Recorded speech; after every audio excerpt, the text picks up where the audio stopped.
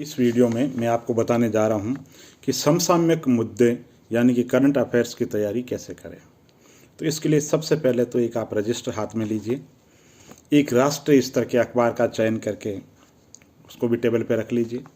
एक राष्ट्रीय स्तर की जो पत्रिका है, मासिक जो पत्रिका है, सिविल सर्विसेज क्रॉनिकल या प्रतियोगिता दर्पण या दृष्टि, उसमें से कोई भी जो आपको अच्छी लगे उसको भी टेबल पर रख लीजिए। अब जिस एग्ज़ाम में आप बैठने जा रहे हैं, यूपीएससी या आरपीएससी द्वारा आयोजित या कोई भी एग्ज़ाम, ठीक है, उसका प्रश्न पत्र सामने रख लीजिए। ठीक, अब आप देखिए, सिर्फ करंट के मुद्दों की बात कर रहा हूँ, फिर आप देखिए कि पिछले सालों के अंदर करंट से संबंधित क्या सवाल पूछे जा रहे हैं। तो आपने जो रजिस्टर लिया है उस रजिस्टर के अंदर लिखिए सबसे पहले महत्वपूर्ण व्यक्तित्व, फिर लिखिए नियुक्तियाँ, फिर लिखिए पुस्तकें, किसने कौन सी पुस्तक लिखी, फिर लिखिए कमेटियाँ, ठीक है, फिर लिखिए निधन, फिर लिखिए आगंतुक यानी आया हुआ मेहमान, फिर लिख लीजिए बाहर जाने वाले मेहमान यानी कौन कौन प्रधानमंत्री, राष्ट्रपति या और कोई महत्वपूर्ण व्यक्तित्व बाहर जा रहा है और बहुत ही विशिष्ट कारणों से जा रहा है, जैसे विदेश सचिव है, वो लिख लीजिए। फिर लिख लीजिए फिल्म, फिर लिख लीजिए खेल कूद, फिर लिख लीजिए सांस्कृतिक पक्ष, फिर लिख लीजिए दिन और दिवस, फिर लिख लीजिए सम्मेलन, ठीक है, फिर लिख लीजिए अर्थनामा या आर्थिक मुद्दे, ठीक है, फिर लिख लीजिए पर्यावरण और पारिस्थितिकी, ठीक है, और फिर लिख लीजिए विविध।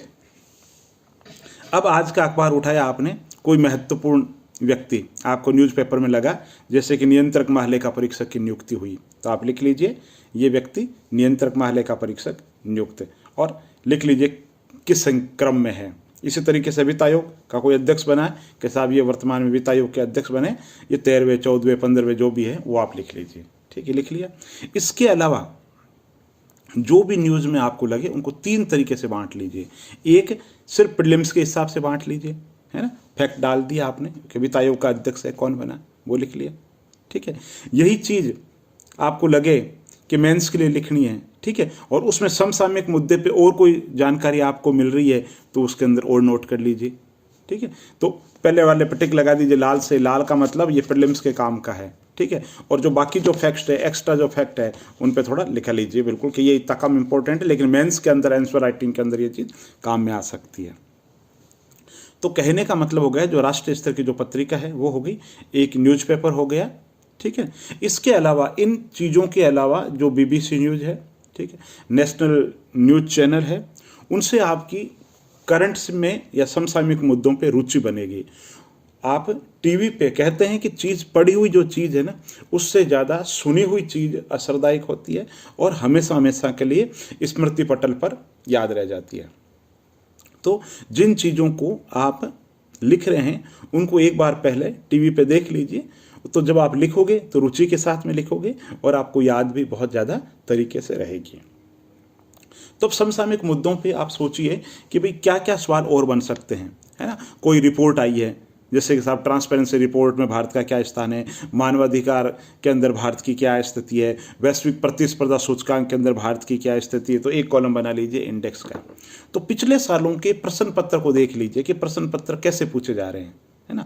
जिस एग्जाम में आप बैठ रहे हैं उसके प्रश्न पत्रों की प्रकृति देख लीजिए और उनको रजिस्टर में नोट कर लीजिए कि हाँ साहब 2018 में क्या पूछा गया, कि साहब 2018 में पूछा गया केंद्रीय साहित्य अकादमी का पुरस्कार हिंदी भाषा में किसे दिया गया, ठीक साहब, लिख लीजिए, यानी इससे मिलता जुलता पूछेंगे।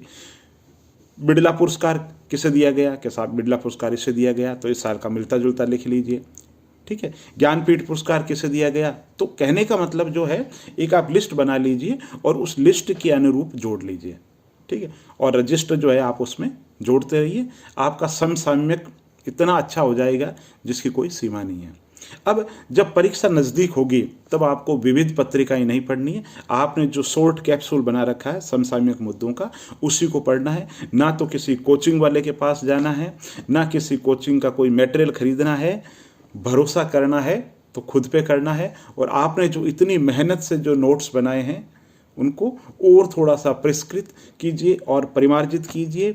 उन हाथ से बनाए हुए नोट्स का संसार के अंदर कोई विकल्प नहीं है। आपको जब परीक्षा में बैठोगे तो एक एक शब्द याद आएगा कि उस दिन मैंने वो चीज़ लिखी थी। और अगर पूछेंगे सीधा कि साहब इस रिपोर्ट के अंदर भारत का कौन सा स्थान है, तो आपको ऑप्शन देखने की जरूरत नहीं रहेगी, आपका दिमाग वैसे ही कमांड दे देगा कि इसका उत्तर ये है। तो समसामयिक मुद्दे की अच्छी पकड़ बनाइए, क्योंकि वर्तमान के अंदर हर प्रतियोगी परीक्षाओं के अंदर समसामयिक जो मुद्दे हैं उनका रोल बढ़ता जा रहा है। प्रीलिम्स के अंदर, मेंस के अंदर और इंटरव्यू के अंदर हर जगह करंट अफेयर्स के जो क्वेश्चन है छाए रहते हैं। इसके अलावा जो करंट अफेयर्स के जो मुद्दे हैं वो आसानी से तैयार भी हो जाते हैं, और उनमें जो पूछे जाने वाले क्वेश्चन है ज़्यादा से ज़्यादा हल आप वहीं कर पाएंगे, क्योंकि हिस्ट्री रेंज बहुत बड़ी है, बाकी सब विषय जितने भी टॉपिक है सबकी रेंज बहुत ही बड़ी है, और प्रकृति थोड़ी सी अनिश्चित है, इनकी प्रकृति सीमित भी है, और एक समय विशेष के लिए, एक साल विशेष के लिए है, इसलिए आप पकड़ बनाना भी बहुत ही आसान है। सवाल ये है कि पिछले सालों के पेपर को, ट्रेंड को देखते हुए उसके अनुरूप रणनीति बनाइए और पढ़ते रहिए और देखते रहिए मेरा चैनल। बहुत बहुत धन्यवाद।